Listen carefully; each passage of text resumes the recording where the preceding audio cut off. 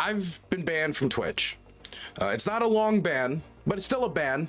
I'll be back on Twitch probably by next week. But it's incredibly frustrating for a bunch of reasons. And it's kind of a long story, but I hope you'll stick with me for a little bit. Donated $50. We DUCKZ you up. We take Z money. Thanks, Jurdism. I appreciate it. Longtime supporter of the channel. Everybody donating, everybody subbing, I really do appreciate it. It really does help the channel as we're dealing with revenue loss due to the demonetization on YouTube and now the banning on Twitch. So last year, I think it was in October, after a bunch of other demonetizations and channel strikes, all of which were eventually brought back, except for one false channel strike that was left on the channel, we got demonetized. And we were originally told that we were demonetized for harassment. And so we were... Nezimeji has donated $5. I'ma help out a little. Oh, thank you for the $5. I appreciate it. I really do appreciate all the donations. So we heard it was harassment and we were like, okay, that's strange because we don't engage in harassment here. We just cover the news. We cover the news. We talk about the news. We might mess with our friends every once in a while, but I don't brigade anybody. I don't send you guys to go harass people. So I was a little confused. And so we messaged them like, hey, what's going on here? And then they switched it to sensitive content policy violations. And then they switched it again and again and again in communication until eventually, after it had gone through like child safety, a bunch of other stuff, it came back to harassment. And they said they were not going to review it anymore. They said they could not give me an explanation as to why I was demonetized outside of harassment. They could not point me to a single video where I engaged in harassment, and they could not point me to any general behavior that I've engaged in that would be considered harassment, except for the vague entirety of the term harassment. So I was like, okay, I don't know what to do here. I don't know what channel, what videos to remove or what not to remove. I'm just going to keep asking on YouTube for some, on Twitter for some help. Never did anything. We went through an entire 4 months of demonetization. It cost us a lot of money. Then once that demonetization was over, Joyanide has donated $5. $5 minimum donation, gang. Thank you for the $5. I do appreciate it. Then once that demonetization period of 4 months was over, and by the end of it, we still didn't know what exactly we had done, we reapplied as they told us we could for monetization. Within 24 hours, it was then rejected. And the reason they gave us this time was for hate speech, that we had engaged in hate speech of some sort. I'm a very hateful individual. My Russophobia has finally caught up with me. We then asked, what hate speech did we engage in? We don't believe we engage in hate speech. And then they gave us no clarifying information. In fact, they further confused us by then sending us child safety guidelines. Now, this might sound confusing. They're saying you violated the rules, but they can't point you to what rule you violated or what video you violated the rule in, which they then repeated for the child safety and the bigotry and the hatred guidelines that we supposedly violated. Once again, saying they couldn't show us which video, couldn't show us what behavior. So they were just kind of randomly just saying, you engaged in harassment, 4 months. You engaged in hate speech, 3 months. And we had no clue what it was in relation to.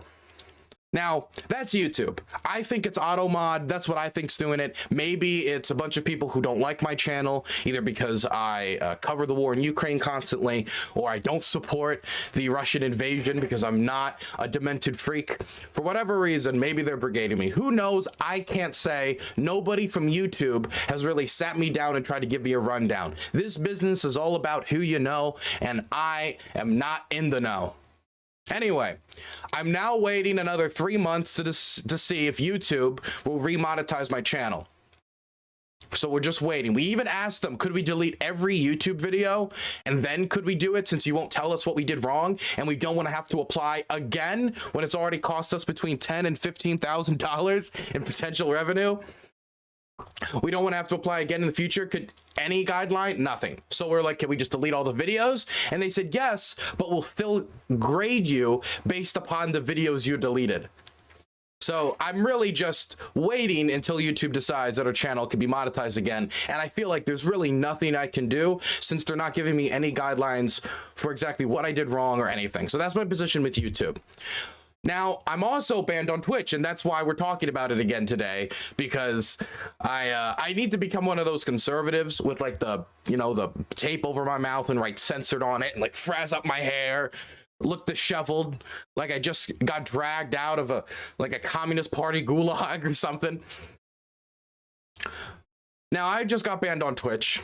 It's not a long ban. Hopefully, I'll be back in a week. But what confuses me about this ban is how unequal it was in its application. The reason I was banned off of Twitch was for aiding streamer ban evasion. Now, there's only one video this could be in reference to that I'm aware of, and it's what we watched yesterday on Twitch. It was a debate between Destiny and Ben Shapiro. Now, in the past, I had been led to believe that, you know, for some reason, watching Destiny streams on Twitch, nobody gets caught, and nobody I knew had ever really gotten banned for it, or very few people, and a lot of people kept getting away with it. And so more and more people kept watching Destiny content on Twitch and basically getting away with it. And I was one of them. Now, that's not to say that I agree with the policy and principle. I don't. I think that the, you know, I'll get into that in a second. Point is, I watched this stream, and for whatever reason, this time, even though everybody else gets away with it, I got banned, and no one else did, even though everybody else also watched it. And when I say everybody else also watched it, that's where the title of today's stream comes into line, because not only did everyone else watch it, but people much bigger than me watched it, including no other than Hasan, who also watched it on his stream live in front of tens upon tens of thousands, hundreds of thousands of more viewers, if you count his entire stream, than was on my stream. If you check out my VOD in total, it's got like 2,000 to 3,000 views probably, right? Because I'm a smaller streamer. I'm in that weird middle ground where I'm not like a 1 to 2 viewer streamer trying to climb up the ladder. I'm not one of those thousands upon thousands of viewer streamer. I'm in the hundreds range. I'm in that period. I'm in that space where, you know, you don't feel the most secure, but you feel like you've got to a place where, you know, you can at least make a living off of it. It's a very weird position to be in as a streamer. At least it feels like that to me. The point is, I got much less viewership than Hasan. Much less viewership than Hasan. Many more people know about Hasan than know about me. Many more people watched his stream that day than watched my stream. Yet, I'm the one banned, and he isn't. Now, the reason I'm bringing this up isn't because I want Hasan Piker to be banned. I don't.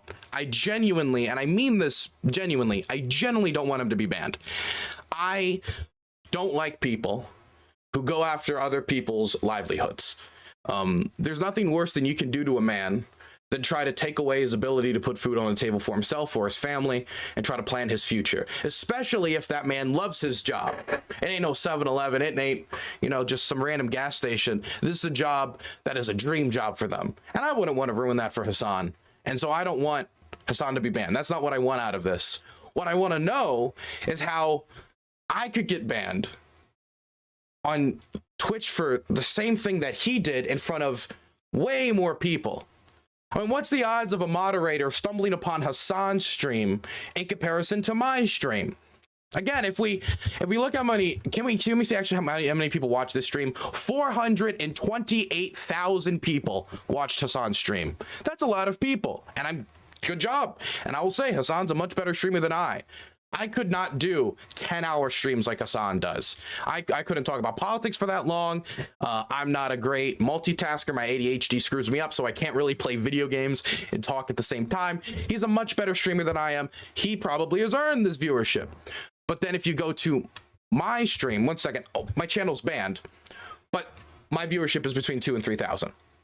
So why is it that my channel that got so much less attention got caught up and got banned, but the person who got nearly 500,000 views yesterday watching the same thing is still on Twitch?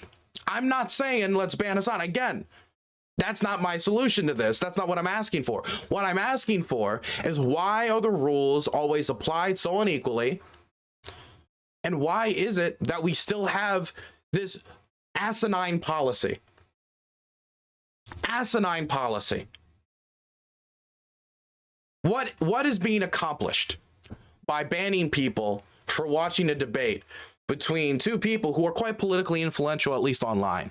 What it's not like Destiny said anything hateful or violated policy in this debate.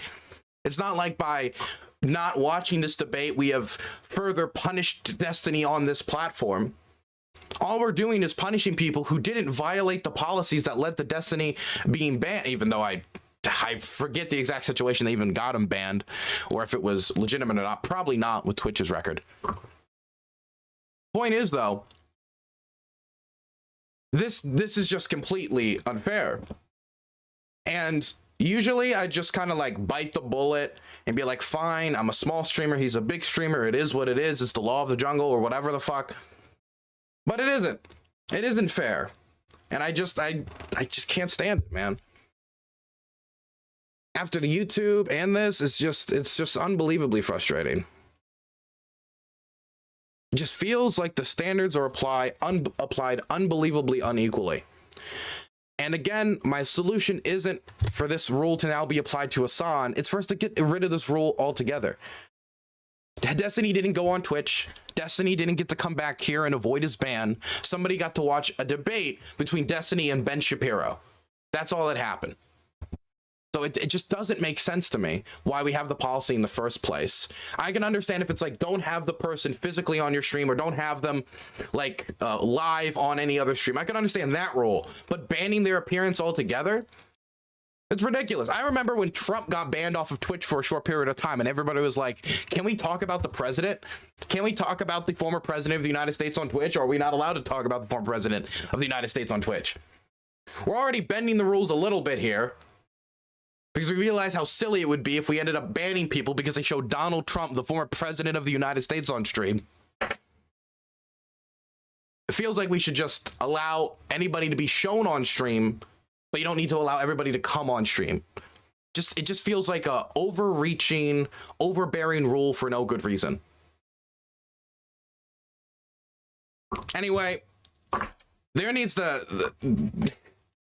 either somebody needs to get rid of this rule, or they need to apply it equally. But again, my solution isn't Hasan to get banned, is to get rid of this stupid rule. But man, Twitch is everybody you know. And so is making it in this business, is everyone you know. It's connections, connections, connections. That's the reason I'm still banned on YouTube, and it's probably the reason I'm going to stay banned on Twitch.